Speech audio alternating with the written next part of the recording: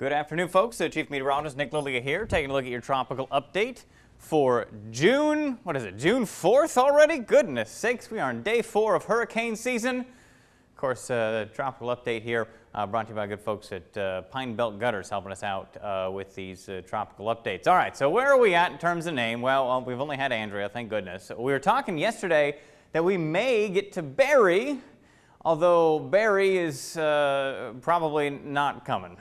Peak of hurricane season all the way on September 10th. We're still hanging out back here in June.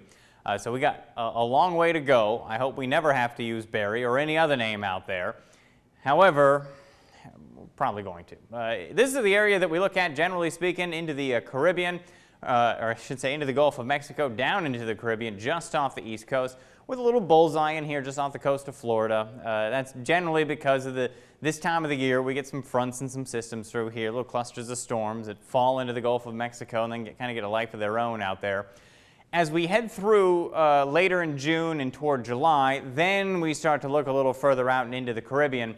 But outside of that, right now, we're looking close to home, and close to home is where we've got our little Invest. That's this little thing spinning around right in here. You can see we've actually had a kind of a blow up of convection over the last couple of hours here as it's drifting off to the north. This is going to eventually kind of curlicue back toward us, but we'll talk more about that in a hot second. I wanted to zoom out and see if anything else is happening out here. Of course, generally, like I was saying, this time of the year, we're not looking out into the open Atlantic. However, we do have some convection coming off the coast of Africa already.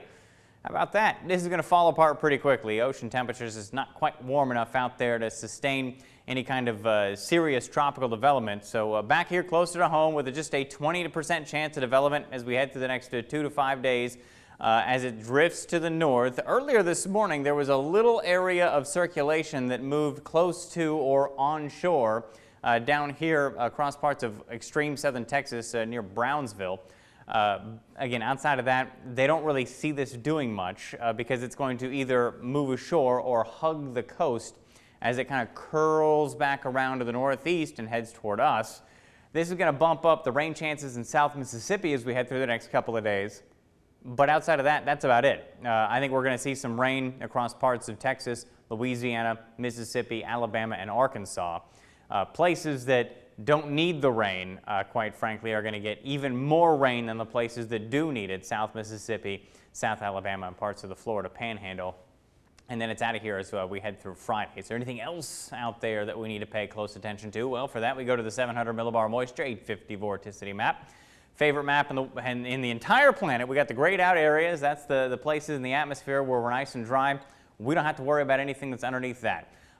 Then, in the places that aren't nice and dry, we look for areas of circulation and areas that turn green or yellow or red. Here we are on Wednesday. We can get into Thursday. Notice that Invest91L moves ashore. It doesn't bother anybody outside of a little bit of rain.